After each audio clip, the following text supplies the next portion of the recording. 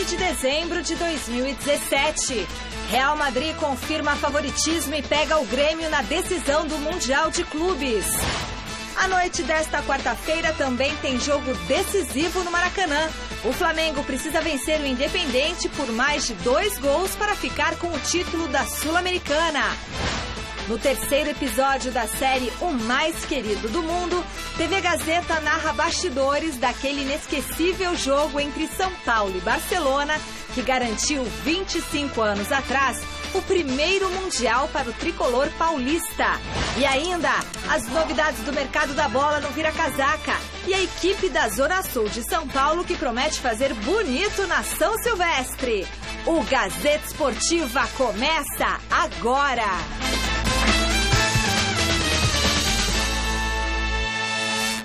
Olá, boa noite, é isso aí, o Real Madrid confirmou o favoritismo, sofreu nessa tarde contra o Al Jazeera, após sair perdendo para o time árabe com um gol do brasileiro Romarinho. O time espanhol só conseguiu empatar no segundo tempo com o Cristiano Ronaldo, isso logo depois do Al Jazeera ter um gol anulado corretamente. O gol da vitória veio apenas nos minutos finais com o galês Gareth Bale.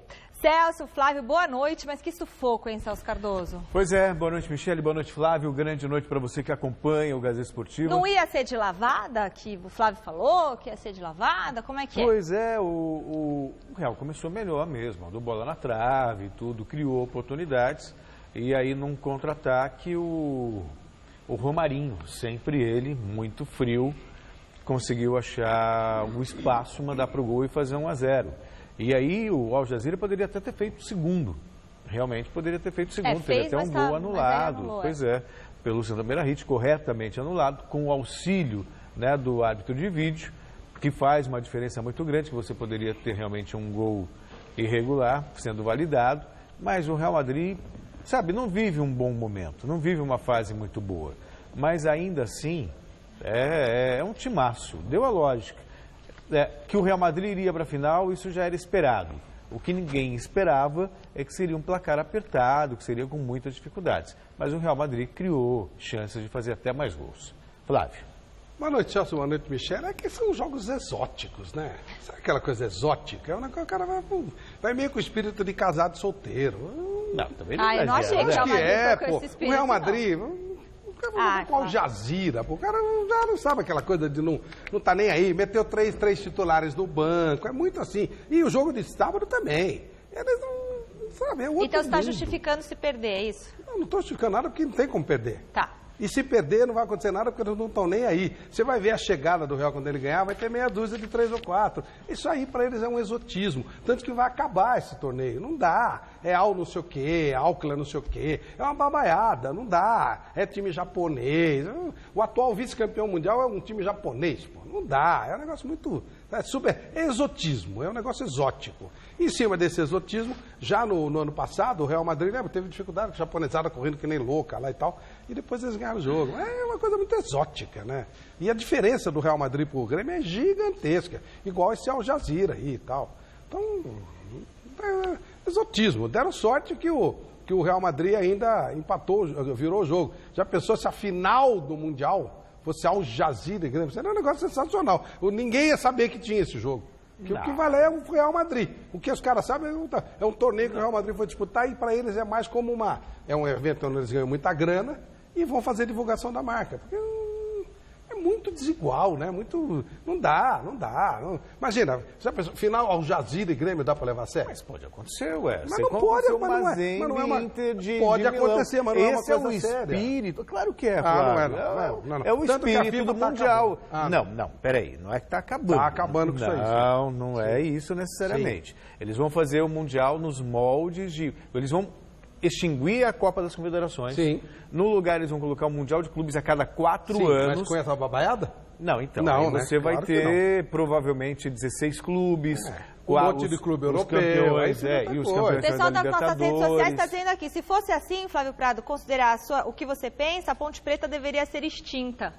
A Ponte Preta, você vê, a Ponte Preta é pequenininha, ela vai disputar a final de... É o João Batista. Se tiver um jogo Ponte Preta e Real Madrid, você pode levar a sério? Ué, se a Ponte chegar, talvez tenha mas tido aí não méritos. dá. O futebol de alto nível, ele precisa ser separado, precisa ser diferente. São coisas diferentes. Então não dá, sabe, é muito desigual. Tanto que a FIFA vai colocar time que presta para poder fazer o jogo, ter alguma coisa que vale. O que significa na história do Real Madrid jogar com o Al Jazeera? Nada. Não muda nada. É um negócio assim, sabe? Os caras disputam Champions League. É muito desigual. Então eu acho isso uma babaiada e até dei risada quando saiu o gol do... Porque é exótico. Entendeu? Foi tão exótico. O que aconteceu? Exotismo. As redes sociais começaram a rir, todo mundo brincar. Porque é exótico. É uma coisa... É exotismo, não é um jogo. É exotismo. A enquete desta quarta e já projetando a grande decisão do próximo sábado, a gente quer saber quem será o grande campeão mundial dessa temporada. Se vai ser o Real Madrid ou se quem vai levar a melhor é o Grêmio. Vote através do site gazetesportiva.com. Nem vou perguntar para o Flávio porque ele falou que é tudo babaiada. Celso Cardoso... Depois do que eu vi hoje, eu acho que o Grêmio tem boas possibilidades. Tem alguma chance. São boas possibilidades. Boas possibilidades é explorar um contra-ataque, principalmente nas costas. Percentual? Eu daria, assim, sinceramente. 20%? Sinceramente. 75, 25, pronto. Tá. Aí, ó. Porque o Flávio falou, ele falou no mesa do Não, mas aí, 99%, o que pode acontecer? O Grêmio não é um time bobo, tem lá jogadores que podem fazer... Não, é sério. Pode aproveitar. Pode aproveitar. Então, mas aí de repente, hoje o Grêmio suou para fazer 2 gols no Al Jazeera. Sim. Vamos imaginar que de repente já aconteceu isso com o São Paulo, já aconteceu com o Internacional, já aconteceu com o próprio Corinthians. Vai lá, o Luan pega, sim, faz depois 5 de 2008, anos. 5 anos, não, 2012. O Corinthians ganhou no 7º do campeonato inglês, com exotismo, com um caso jogando muito. Depois disso, acabou. Mas ganhou também. Tem sido passeio. Mas enfim, qual é a possibilidade do Grêmio? De repente, jogando nas costas laterais, o Al Jazeera entrou, conseguiu fazer isso jogando nas costas laterais. De repente consegue fazer um gol, se fecha lá atrás, aí pronto, a casa caiu. E vai aguentar 90 minutos o Real batendo. Vamos ver, sábado veremos, tá certo? Veremos. Exotismo. E falando em decisão, hoje tem final da Copa Sul-Americana. O Flamengo encara o Independente da Argentina no Maracanã, precisando de uma vitória por 2 gols de diferença para ficar com o título. Vamos acompanhar como foi a preparação do rubro-negro carioca para essa partida. O Flamengo está fechado para encarar logo mais o Independente na decisão da Sul-Americana. A equipe rubro-negra deve escalar o que tem de melhor. Todo o elenco completo, sem machucamentos, todos os jogadores disponíveis. Gracias a Deus por esta final. Creo que Flamengo se la merece, a torcida de Flamengo se lo merece. Os cariocas devem começar o jogo com César no gol, Pará, Hever, Juan e Trauco fechando a defesa. Cuéllar e William Arão na primeira linha de meio de campo, com Diego à frente deles. Nas pontas, a dupla Everton Ribeiro e Everton Cardoso, com Felipe Viseu no comando do ataque. Se os donos da casa já estão praticamente escalados, o mesmo não se pode dizer do Independente. Rueda sabe que os argentinos podem surpreender logo mais. É um equipo com uma grande riqueza tática. Profesor Holland tiene un equipo muy estabilizado que tiene diversas formas de jugar. Lo hemos avaliado ya en los juegos que ha realizado de visita, con variantes, jugando con 2 centroavantes, con uno solo, jugando con volantes ofensivos internos ou volantes ofensivos externos. Depois de perder a primeira partida por 2-1, o Flamengo precisa de uma vitória simples para levar a decisão aos pênaltis. Para Rueda, a magnética torcida rubro-negra terá papel importante hoje no Maracanã, tanto para apoiar quanto para acalmar a equipe. Hay que trabalhar com muita inteligência, muita paciência, mas não é fácil, não é fácil. Temos que precisamos del apoyo de la torcida, de un apoyo donde la torcida debe tener paciencia también. Creo que no es fácil, para el torcedor no es fácil tener paciencia. El torcedor quiere que se resuelva en los primeros 5 minutos. O clima de decisão tomou conta do Rio de Janeiro. Nesta madrugada houve foguetório próximo ao hotel onde possivelmente o Independente estaria hospedado. No entanto, a equipe argentina estava em outro hotel, a quilômetros de distância dali. Torcedores dos 2 times também entraram no confronto. Gente, diz que isso era muito comum nos anos 60. Poxa, aliás, o clube europeu nem queria participar de... Parou por causa disso. Né, de Copa Intercontinental, porque justamente aqui era uma selvageria, era uma violência, e ainda não tinha exame antidoping, aquela coisa toda, Sim. e os caras entravam malucos. E aí, tinha lá que tu é torcedor, seu tal. Eu acho isso tão... E os caras ainda tiveram a pachorra de fazer confusão, barulho no hotel errado. Né? Aliás, a gente pode até mostrar as imagens da confusão. É burro, né? Porque os caras não sabem nem localizar onde está o time. A ideia é perturbar o time e... Mas poxa, quem vazou a informação errada foi muito inteligente. Verdade, né? Não é? Então isso que... Deve ter a mulher do cara que estava nesse hotel com outro. E ele ficou sabendo e falou, ó, vai lá e perturba. Poxa. Isso aí é bem sul-americano, né? Não me surpreende, não. Lá teve também na Argentina. Foi a mesma coisa. Uma coisa pequenininha, medíocre. Né? Mas agora, falando do jogo, porque essa mediocridade aí... Aí sim, aí é um jogo de coisas iguais. Aí estão falando a mesma linguagem. O Flamengo é melhor que o Independiente, mas perdeu de 2-1. É um time malandro, um time do Independiente. Eu não sei se o Flamengo é tão melhor que o Independiente. Um pouquinho menor, é. Não. Tem mais individualmente. Mais dinheiro. Mas time por time, sim, eu acho até mais ajeitado o Independente. Trouxe o Bocchini, trouxe o Pavone, trouxe o Bertoni, fez um negócio legal e tal. Mas aí nós estamos falando de coisas iguais. Aí não há exotismo. Aí qualquer um que der, tá normal. O Flamengo ganhar por 2 gols de diferença é normal. Ganhar por 1 gol para prorrogação é normal. Um empate, vitória é normal. Aí tá normal. Aí já são coisas duas iguais, camisas tradicionais, né? Dois a times gente está grandes. falando de times iguais. Agora, aí de nível igual, jogam a mesma coisa, diferentemente do outro lá. O que o Flávio fala, eu até entendo, viu, Michele? Porque assim, nos anos 70, 80, a gente não tinha esse êxodo de jogadores brasileiros indo embora, por exemplo. Então você tinha um Flamengo que podia jogar de igual, não precisa muito. São Paulo em 90, 92, 93. 93 encarou o Barcelona, né? Pois é, a gente vai falar daqui a pouquinho, encarou o Barcelona, encarou o Milan, de igual para igual. Ia lá nos torneios de pré-temporada, tinha 4-1 no Real Madrid. E aí agora... Você viu que matéria legal hoje saiu no Marca? Sim, a gente vai falar sobre isso. Vai falar, então, falando lá, que é muito legal. Eu também achei. Ainda falando em Flamengo, o Gazeta Esportiva traz agora uma entrevista com Zico, o eterno camisa 10 da Gávea. E é claro que o rubro-negro foi o principal assunto do bate-papo. Confira na reportagem de Alexandre Silvestre. É uma honra estar nesse final de ano aqui ao lado do Zico.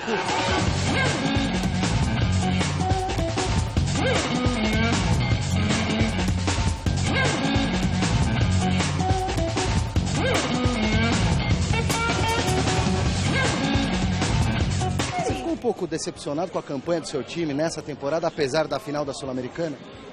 Não é questão de decepcionado. O Flamengo fez um investimento grande e no futebol acontece isso. Alguns investimentos às vezes não dão certo. Então criou-se uma expectativa na torcida rubro-negra muito grande. E é lógico que quando há investimento há uma cobrança maior. E se o Flamengo não consegue a classificação para o brasileiro, na Libertadores, eu acho que aí a decepção seria grande, sim. Mas como conseguiu a classificação, agora tem a chance de ainda ser campeão pela Sul-Americana. Eu acho que se conseguir, aí eu acho que a gente pode dizer que foi uma temporada boa e vitoriosa, né? Porque conquistou o estadual, se classificou na Libertadores e ganhou a Sul-Americana. Então, não ganhando, aí vai ficar uma tristeza grande. Né? Como é que você imagina essa decisão, o Flamengo precisando da vitória por 2 gols? Final é final, né? Você tem uma série de fatores que às vezes interferem no resultado do jogo. Tomara que os jogadores tenham tranquilidade, entrem bem, né? Se desgastem ao máximo, lutando, correndo, demonstrando, né, garra, porque vão ter a torcida, um alto astral grande para ajudar. E eu acho que final você tem que se doar ao máximo, não pode poupar nada, não pode, né, resguardar nada para o dia seguinte, tem que gastar tudo que tem ali para poder sair de lá com o título. Você acredita na inocência do Guerreiro? Complicado falar de fora, né? Mas pelo que você vê, lê, escuta, entende de futebol. Eu acredito pelo retrospecto da carreira dele, cara. Exageraram na pena, por enquanto? Eu acho que exageraram, não vi, assisti o jogo, não vi nenhuma diferença na participação do Guerreiro naquele jogo, né, ou nos outros jogos. Ele sempre manteve uma postura o tempo todo, conheço ele fora do campo, sempre pareceu um cara muito equilibrado, muito voltado para para a questão profissional dele. Cara, foi muito estranho isso tudo que aconteceu. Uma pena, né? Porque eu passei a ter uma admiração grande por ele como pessoa e me entristece bastante ver um jogador nessa situação.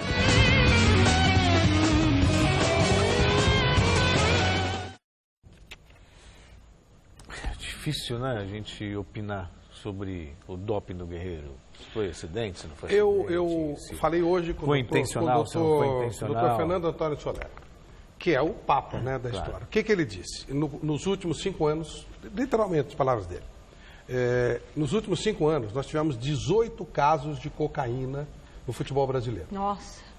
Que deu o metabólito de cocaína, né, equivalente a cocaína.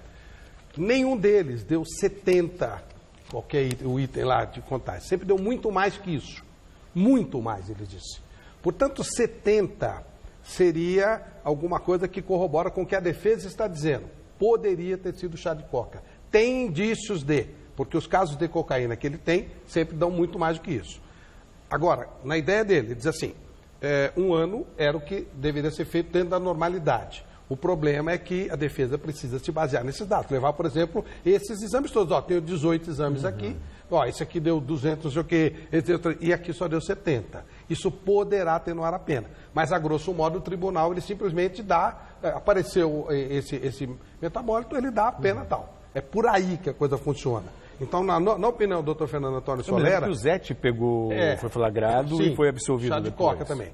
Então, é possível que seja o chá de coca. Mas, como ele diz, só o Guerreiro pode dizer a verdade. Pode saber, né? Aí só é duro isso, né? Porque se ele sabe a verdade foi um chá de coca, que tristeza, né? Sim, vai ficar fora de uma Copa do Mundo. Por que tomar esse chá, gente? Esse bendito... Aí é que tá, Michele, a falta de cuidado é um absurdo. Porque é um cara profissional, custa caro, tem toda uma equipe por trás dele, e ele não pode fazer isso. Eu concordo.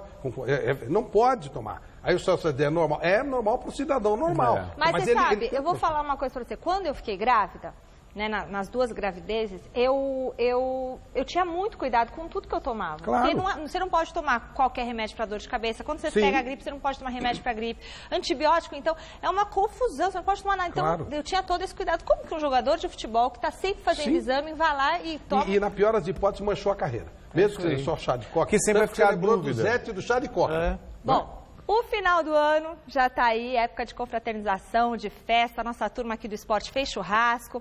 Tem também aquele momento de solidariedade.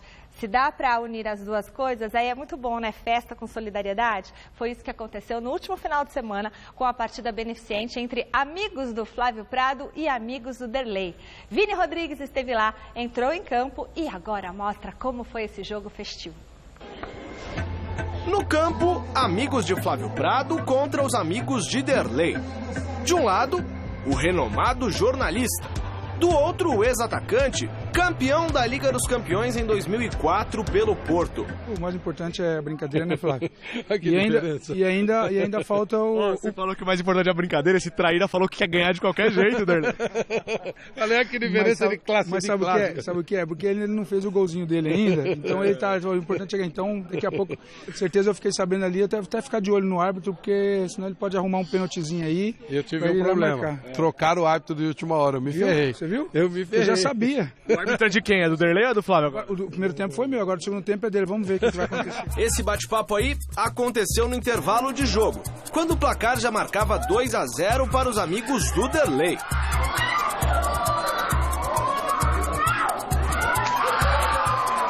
O nosso querido Flávio Prado teve uma atuação lamentável. Ele não ficou em campo nem 5 minutos e proporcionou lances geniais. Só que não. Flavinho já tirou o calção, Bruno? Se liga aqui, ó. Amigo, é o suficiente para mostrar o talento. Além do mais, dei chance para vocês virarem o jogo. Você entrou no meu lugar. Vamos lá. Eu não entendi o seu lugar ainda. Vai entrar agora. Vamos virar isso aí. Professor Flávio Prado pediu, então eu fui pro jogo, distribuindo a bola, desarmando e sofrendo falta. Tirando de peixinho, derrubando um anão. E passando vergonha na linha de fundo, hein? Mas mas foi o suficiente para buscarmos o empate, com direito a esse golaço de falta de Giancarlo, ex-meio-campista do Palmeiras. O nosso goleirão Fernando Richter ainda salvou o time da derrota com essa defesaça no finalzinho e ficou no 2-2. Mas a vitória vai mesmo para a solidariedade da população, que ajudou a arrecadar quase 100 quilos de alimentos. Flavinho, virou 2-0 pros caras, terminou 2-2 pra nós. Eu sei reconhecer quando o cara é Vai rolar um pi aí, né? E vocês foram. Vem cá, vocês foram. Reconhece. Salvaram o meu time, garoto. Ó. Salvaram o meu time. Boa, legal. Ó, dei o sangue, ó. Cortei o dedinho, cara. Só empatou por isso, né? Porque entrou o time da máfia, né, Flávio? Da máfia, da mesa quadrada. Pô, que legal. Boa. Eu sei reconhecer. Obrigado, meninos. Ó. Rapaziada, com esse símbolo de amor que a gente encerra a matéria. Bom final de ano aí pra todo mundo e um abraço. Tchau, tchau. Valeu!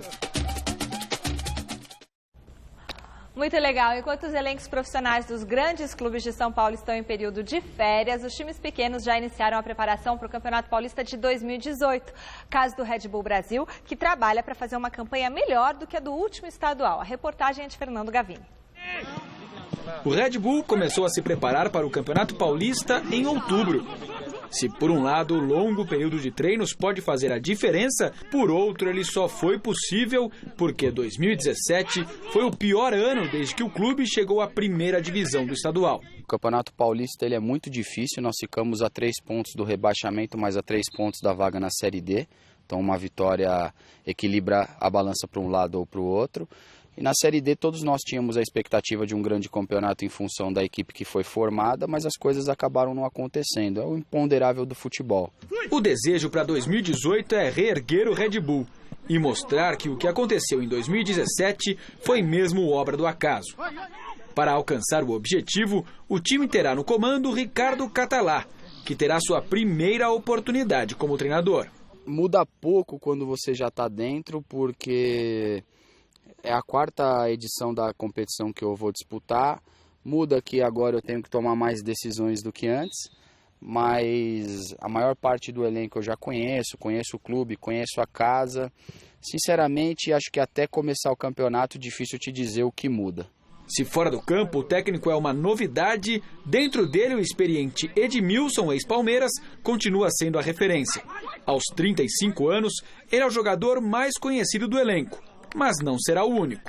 A maioria dos reforços para o Campeonato Paulista ainda vai chegar. O Red Bull costuma aproveitar essa época do ano para ir ao mercado, aproveitando o fim da Série A e também da Série B. Portanto, em breve, caras conhecidas devem aparecer por aqui. E as primeiras devem ser de Júlio César, ex-goleiro do Corinthians, e do atacante Ricardo Bueno, que estão muito próximos de acertar com o clube. Quem já chegou foi João Denoni, que surgiu como promessa no Palmeiras em 2011, mas não vingou. O contrato do volante com o Verdão chega ao fim em 31 de dezembro, e ele vai assinar com o Red Bull. Aos 23 anos, ele acredita que o momento é de uma espécie de recomeço na carreira dele. Você está no meio do futebol e você fica parado, você some da mídia, ninguém te vê, ninguém sabe como você está. Então, no futebol você tem que estar jogando, tem que estar aparecendo. Então foi um período bem difícil, mas as coisas você fazendo as coisas certas, as coisas tendem a dar certo. O Red Bull abriu as portas para mim, estou muito feliz. E agora é um caminho novo, né? Uma caminhada. Vamos voltar aparecendo no futebol, vamos fazer de tudo para que o Red Bull tenha um crescimento e que eu possa crescer junto com o clube. São Silvestre, a mais importante corrida de rua do país, mobiliza atletas de todos os perfis. Na Zona Sul de São Paulo, um atleta veterano comanda uma equipe onde há lugar para todo mundo. Veja com Alexandre Silvestre. Seu Dodô, um setentão muito competitivo, pratica esportes desde criança. Foi atleta veterano do São Paulo por mais de 2 décadas. Especialista nas provas dos 5 e dos 10 mil metros. O joelho lhe deixou na mão e hoje ele compartilha a experiência adquirida. De uns tempos pra cá, lidera esse grupo de corredores. Gente de tudo quanto é tipo. Eu sou nutricionista esportiva. Operador de pilhadeira. Corretora de imóveis. Estou aposentado. Sou professor e psicólogo. Sou biomédico. Empregada doméstica. Sou costureira. Sob a supervisão do mestre, a equipe Jabaquara costuma treinar pela manhã no Jardim Botânico de São Paulo. O pessoal me chama de professor, eu não aceito. Eu digo que eu estou professor, porque a minha formação é administração de empresa, não é educação física. Mas eu passo para eles a prática que eu adquiri em 30 anos de atividade. Então dá para passar alguma coisa. E é muito gratificante para mim ver as pessoas felizes como estão hoje. É o meu prêmio, é minha medalha, é meu troféu. Hoje eu não corro mais. Você não judia deles, não? Não, os treinos são sérios. Apesar das brincadeiras, a gente faz as coisas sérias. Porque senão vira bagunça. O treinamento é cansativo? Ele pega no pé? Ele é um professor bonzinho, bacana e legal? Coisa séria mesmo, apesar do amadorismo, tudo ajeitadinho, organizado, na prática, na teoria. Essa planilha do meu professor é o Orlando. Então, assim, ele prepara, hoje o meu treino foram 7 quilômetros num ritmo de 5h30. Lógico que a gente se empolga e baixa um pouquinho, então o meu ritmo hoje foi 5h20. Mas aí ele vai fazendo, aí tem dias que é 9 quilômetros, tem dia que é 12, 15... Aí, se a gente, por exemplo, eu tenho um objetivo, eu vou fazer a São Silvestre. Então a gente faz, são 15 quilômetros, e aí ele põe o tempo que você tem que fazer. Então a gente obedece sempre o que está aqui. O seu Dodô, ele tem uma história no esporte que não quis contar para mim, agora você pode revelar, por favor. Eu não posso falar, mas o seu Dodô, ele tem muitas histórias legais para contar, para todo mundo. Para mim, ele é um exemplo. Ele é muito competitivo, e por ele ser muito competitivo, ele leva isso para a equipe. São cerca de 200 entusiastas da equipe Jabaquara. Uns 50 vão para as ruas e avenidas de Sampa no último dia do ano. A São Silvestre já está no calendário de boa parte dessa galera. Eu estou na 5ª São Silvestre já. Forma consecutiva? Consecutivas. 5 seguidas. Essa é a minha 2ª prova de São Silvestre. Preparadíssimo para encarar as corridas da São Silvestre. Quem treina aqui no Botânico está preparado para encarar qualquer tipo de prova no Brasil e no mundo todo. E uma outra turminha vai debutar. Qual vai ser o grande desafio da São Silvestre para você que participa pela primeira vez? Concluir. Terminar a prova. Se é andando, se é correndo, se é concluir a prova. É o que... É a meta, né? A prova em si já é uma motivação, né? Para a vida, porque você correr subentende o quê? Você tem saúde, você tem propósito, você tem objetivo, né? Então, automaticamente, isso leva a gente a ter um ano melhor.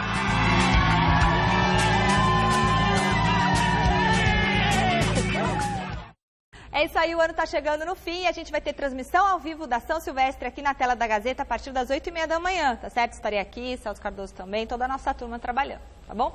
E voltamos falando de troféu Mesa Redonda. Nesta quarta nós vamos rever quem foi o escolhido como o melhor zagueiro do Brasileirão. Primeiro zagueiro, Balbuena, Corinthians. Edu Dracena, Palmeiras. Jeromel, Grêmio. É o paraguaio Balbuena, do Corinthians.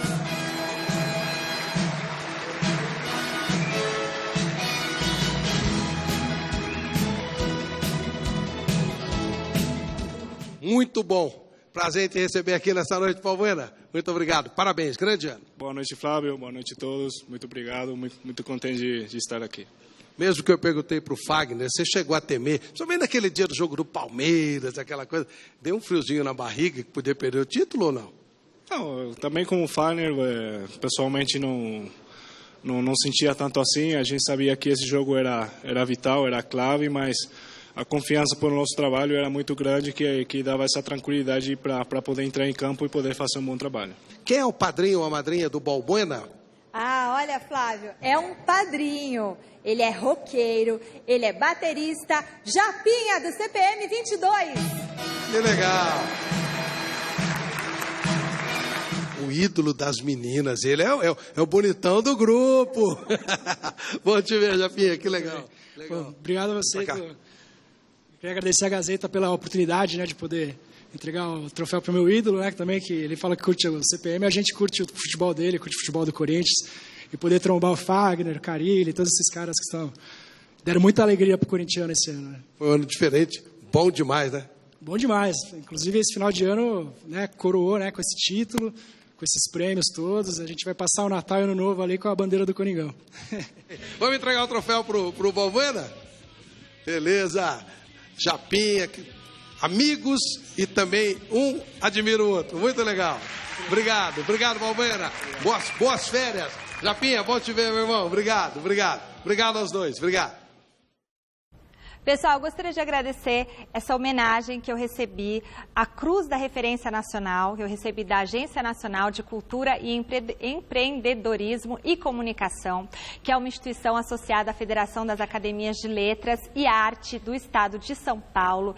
Esse prêmio ele é dado aos que se destacam e são referência na sociedade, na cultura, comunicação e esporte. Eu fiquei muito emocionada em receber esse prêmio. É uma homenagem muito bonita ao meu trabalho, graças a toda a equipe que eu tenho aqui por trás de mim, Departamento de Esportes da TV Gazeta. Agradeço de coração. E o meu colega Celso Cardoso também recebeu essa mesma nobre homenagem. Então, agradecemos muito de coração e quero mandar um beijo especial para o Josias Souza, para o José Rubens Bifuco, que está aqui com a gente nos nossos estúdios, e para o Cal Titaneiro. Olha que lindo aqui, ó.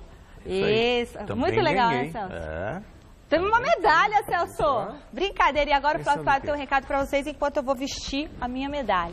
Bom, já que estamos no clima do Mundial de Clubes há exatos 25 anos, o São Paulo teve uma partida memorável e venceu o poderoso Barcelona por 2-1, conquistando o mundo pela primeira vez.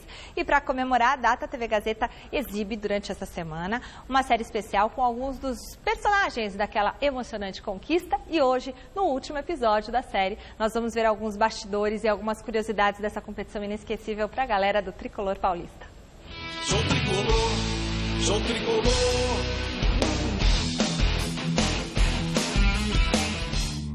Sou tricolor. Sou tricolor. Garantido na decisão do Mundial Interclubes, o São Paulo foi a uma excursão na Espanha, o torneio Teresa Herrera. Nós jogamos contra um time uruguaio, acho que Peñarol, e ganhamos nos pênaltis. O Zete de novo foi decisivo, né? E na final a gente foi na final do torneio Teresa Herrera contra o Barcelona. A gente sabia que era um torneio de verão, né? Que era um torneio que eles estavam iniciando uma preparação. E a gente sabia da força que era, né? Mas essa equipe ela foi formada de uma maneira, esse time do São Paulo foi formado por homens, por profissionais, e por um comandante que não deixava a gente piscar, entendeu? Olha, atenção que temos outra final daqui a pouco.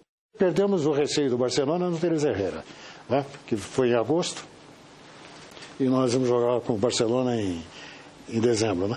Então perdemos ali o receio, né? Porque entramos, né? O Barcelona com aquele estilo de jogo, né? Trocando bolas e tal, disse, puxa, aqui hoje vai enfiar um monte de gols, né? E começamos perdendo de 1-0, e viramos para 4-1, né? E perdemos o receio do Barcelona. Como eu te amo, tricolor. Como eu te amo demais. O dia que tu não existe.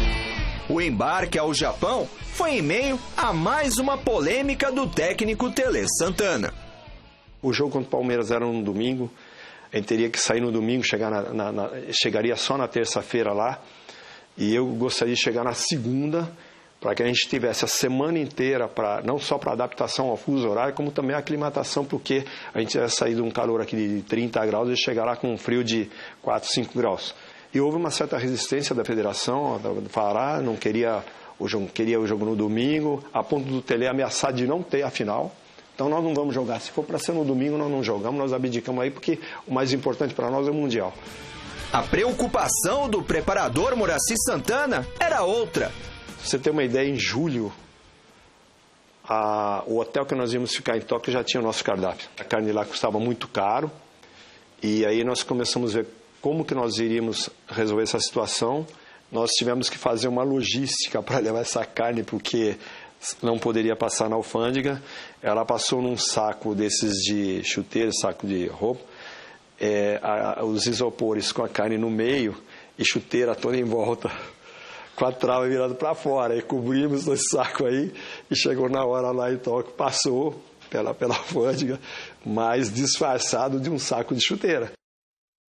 Com a bagagem especial pronta, hora de se preocupar com o Palmeiras e a decisão do Campeonato Paulista. Vitória por 4-2 aqui mesmo no Morumbi.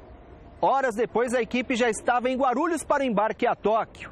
E ali, momentos antes de entrar no avião, um episódio uniu ainda mais o grupo, rumo à inédita conquista. Na hora de embarcar, o São Paulo havia convidado, né, dirigentes da CBF, dirigentes da Federação Paulista, conselheiros do São Paulo, e tinha primeira classe dentro desse avião, né? E o presidente do São Paulo falou: seu Tele, o senhor vai na primeira classe junto com os dirigentes ali. O Tele falou: opa, eu? Não. Eu vou com os meus jogadores. Aliás, o senhor está errado, presidente. O Tele falando para o presidente de São Paulo: você está errado. Quem deveria ir na primeira classe são os jogadores. São eles que vão decidir o campeonato para o São Paulo. Não esse bando de puxa-saco aí, não. Acho que ali nós começamos a ganhar o jogo. Outra importante personagem, porém, teve uma noite tranquila, na véspera da decisão. Ele estava realmente excessivamente nervoso, né? E ele nunca tinha tomado o tal do Rivotril, né? E o Bezerra, que era o médico, acho que partiu pela metade e deu metade, mas esse mesmo foi uma dose para ele excessiva, né? Enfim, a bola rolou no Estádio Nacional de Tóquio. Jogo muito emocionante, não pode deixar. Stoichkov, Martírio na tela. Não podia deixar Stoichkov. Barcelona 1. Nós começamos a jogar depois que a gente toma o gol. Depois que o Stoichkov faz o primeiro gol do Barcelona, a gente fala: opa, um choque total, né? E eles continuaram jogando. E a gente correndo atrás dos caras e não achava a bola. Nós adiantamos a marcação e começamos a jogar. Eu falei assim: ó, quando a gente pegar a bola, vamos jogar, vamos pra cima dos caras. A gente não tinha centroavante. E como é que faz? O Palhinha é um passador de bola, o Raí o carregador de bola. Sobrou pra mim. Então eu tinha que improvisar alguma jogada para poder quebrar, né, o sistema defensivo do Barcelona. E foi aquela jogada do Ferrer, aquela jogada famosa.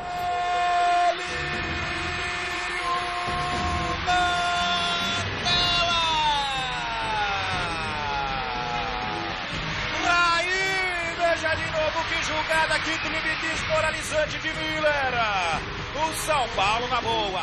E só que naquela oportunidade, naquele lance, eu errei o passe pro Raí. Porque todas as vezes eu jogava no pé do Raí rasteira e ele fazia o gol. Só que quando eu fui caprichar muito, ela subiu. E o Raí, achando que a bola ia entrar, tentou sair. No tempo que ele tentou sair, bateu na barriga, cara, tivemos sorte e fizemos o gol. Antes do intervalo, Ronaldo Luiz salvou uma bola em cima da linha. Ronaldo Luiz, milagre! E enfim, Raí, de falta, deslocou o Zubizarreta e imortalizou a conquista. É o gol do título, é o gol do título! Raí, mas que beleza, que chute espetacular! São Paulo antes do Mundial, antes da conquista do Mundial, e o São Paulo pós campeão do mundo. Acho que essa estrela fez muito bem para o São Paulo, para o clube São Paulo, para o torcedor são paulino. O Flamengo fez história, o Grêmio também, vão fazer a nossa história. E nós temos condições para isso, entendeu?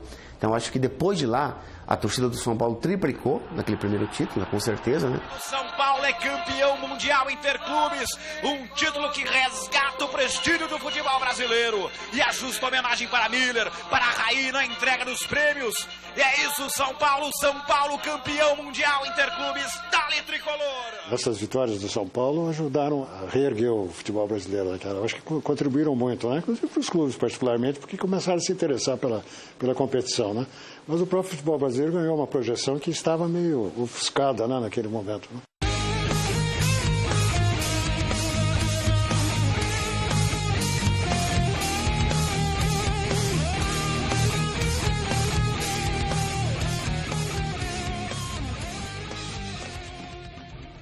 Não, antes da gente falar do jogo, tem um episódio...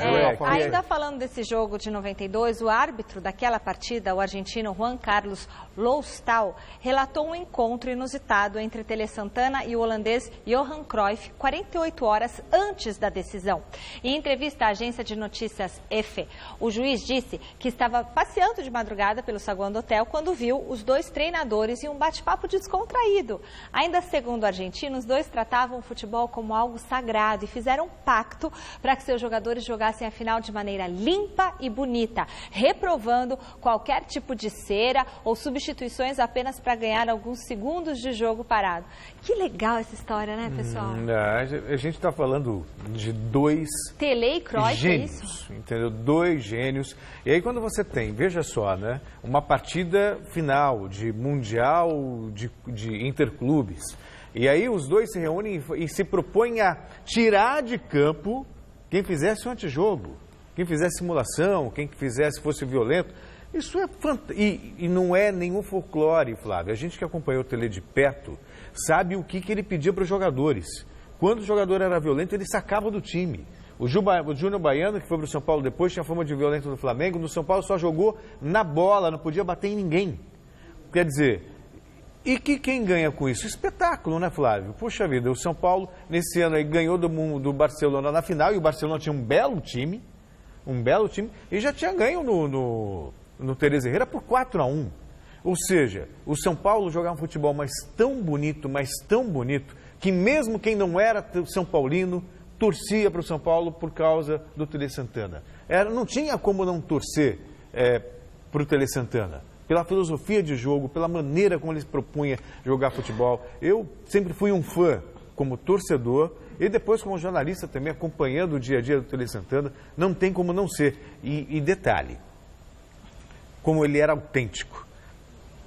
O que ele fez com o presidente de São Paulo, que treinador que você vê fazendo isso?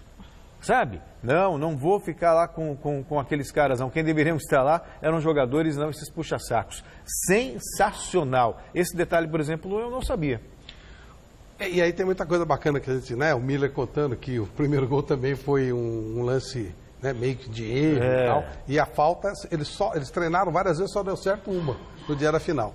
Naquela época era um pouco mais equilibrado, era bem mais equilibrado. Bem mais. Né? O Barcelona era mais rico e tal, mas a boa parte dos jogadores de alto nível estavam por aqui, então dava mais jogo. E você falou, eu vou falar de Johan Cruyff. Cruyff eu entrevistei 2 vezes, coisa que me enche de orgulho, e acompanho muito o trabalho dele. Esse futebol bonito que a gente vê hoje, do Barcelona, do Guardiola em si, é coisa do Johan Cruyff. Aquilo que a gente falava segunda-feira. O Cruyff, ele tinha muito... Que vem de Rinos Mítios também. Sim. Tudo começou com o Mítios. Ele priorizava a estética do jogo. Então, é bem isso que eu falei. Aqui no Brasil, se tivesse uma organização séria, não a CBF, alguma coisa séria, a gente discutiria a estética do jogo.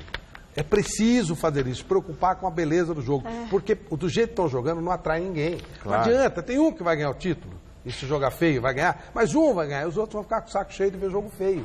Então, cada vez mais você vai ver um jogo com uma estética pior. E não é a característica do futebol brasileiro.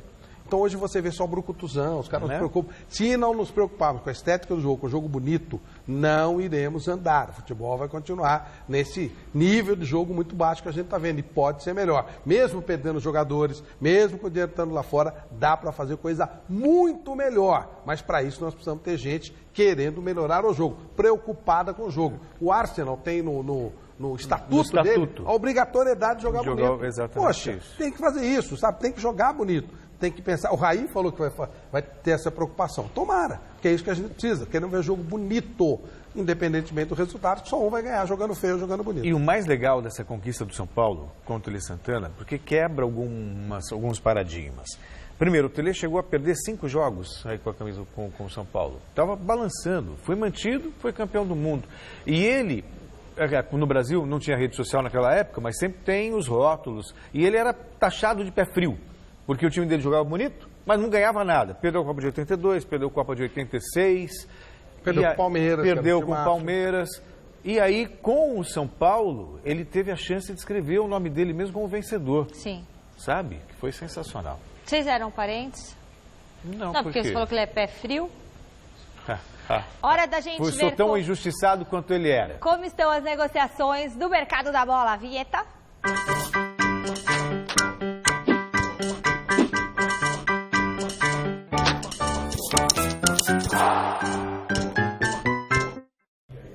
O o mercado segue cheio de especulações, hein? Começamos falando de Gustavo Scarpa, que ainda está com futuro indefinido. Ontem a gente falou aqui que o Cícero Souza, gerente de futebol do Palmeiras, disse que o próprio jogador teria pedido para negociar com o Verdão. Hoje, os agentes do atleta negaram essa informação, falando que foi o Clube Paulista que iniciou as conversas com o Fluminense. De qualquer maneira, Gustavo Scarpa segue sendo o principal alvo de vários clubes, entre eles o próprio Palmeiras, o São Paulo e o Corinthians. Bom jogador? Sim, bom jogador. É curioso isso, né? Não estamos conversando. Foi o Palmeiras que nos procurou. Não, estamos... faz parte do momento do futebol. No Palmeiras, se fechar com o Gustavo Scarpa, se reforça ainda mais. Agora, o Corinthians tem um grande argumento. A certeza de que... Certeza não, né? A enorme probabilidade que no Corinthians ele seria titular, né, Flávio? Sim, no Palmeiras também jogaria, mas eu acho que tem que esperar um pouquinho, né? Só a gente valoriza muito o passe aí, eles vão ganhar mais dinheiro, isso é problema deles, né? Não é nosso, eles que se virem lá. O Avaí anunciou nesta tarde a renovação com o técnico Claudinei Oliveira, mesmo com o rebaixamento da equipe no Brasileirão deste ano. A diretoria seguiu acreditando no trabalho do treinador e prorrogou o contrato até dezembro de 2018. Isso também acho legal. Isso é legal. Serve de exemplo, né? Porque aí a confiança num trabalho que independe independe do resultado. Parabéns, Avaí. O Corinthians está interessado no lateral esquerdo Juninho Capixaba, que defendeu o Bahia nesta última temporada. Os dois clubes seguem negociando, mas os baianos fazem jogo duro. Querem um valor em dinheiro e mais o empréstimo de 3 atletas. Luca Marlone e o goleiro Douglas, destaque do Avaí nesta temporada. Vale tudo isso? É um jogador de 20 anos, acho que tem o Juninho Capixaba. É um jogador muito jovem. Aí faz parte da negociação. Acho que assim... Pedir você pode, o Marlone pode dar. Pode, exatamente. O Marlone... Vai dar o Luca e o Douglas. É que o Luca é uma... grana ainda. Pois é. O Luca tá valorizado no mercado. E ganhou sem lateral esquerdo, né? Porque o Arana jogou meio ano, depois ficou com cachaçada, quando o Oitavo jogou, mas nada, né? Então ganhou sem lateral esquerdo, deixa o menino mesmo lá, o Marcel. O Marcel. Ainda tem um Moisés como opção também e tal. Sim. Põe na negociação também. Agora tem só mais um detalhe. O Zé Rafael também chegou a interessar para o Corinthians, até para fazer a função de meia. O problema é que também ele não tem muita chegada, não é um homem de marcar muitos gols e tal. Mas também... Mas é um jogador aproveitável. É exatamente isso. Jusilei está perto de continuar no São Paulo. O tricolor já acertou tudo com o clube chinês, o Shandong Luneng, equipe que Jusilei tem contrato até 2019. O São Paulo acertou pagar 1 milhão de euros para os chineses, que gostaram da proposta, porque eles vão poder economizar mais 5 milhões de euros de salários ao jogador até o final do contrato. Hoje à tarde rolou uma reunião entre a diretoria tricolor e o empresário e as duas partes saíram bem otimistas. Chegou nesse ponto então? Na verdade eles querem se livrar do problema, né? É verdade. É isso mesmo. Lá não jogou, não. Lá quiseram se livrar do cara. Nem o São Paulo também não jogou muito, né? Cá entre nós, né? Não. Bom, vamos ver o que o pessoal respondeu na nossa enquete. A pergunta era para saber quem vai ser o grande campeão mundial dessa temporada. A galera escolheu que... Real Madrid. Nossa, de lavada. Mas, gente, como a brasileirada é fanática, hein? Não. Tá muito pouca essa Mas você sabe o que deu na enquete? Mas ontem falaram que o Al Jazeera ia ganhar do Real Madrid. Isso é gozação. Eu tô falando sério? Não, mas isso é gozação. Os caras são exotismo. Isso aí mostra brasileirismo, que 94-6 é muita coisa. É bem mais a vantagem. O Gazeta Esportiva fica por aqui. A gente encerra o programa de hoje com uma homenagem. Não é a Taylor Swift? Não. Tom Verlaine, quem é esse? Vocalista e guitarrista da banda Television, que completa 69 anos. A banda ou o cara? Não, o cara. Quem é, gente? E a Taylor Swift também. E o Jamie Knox também, né?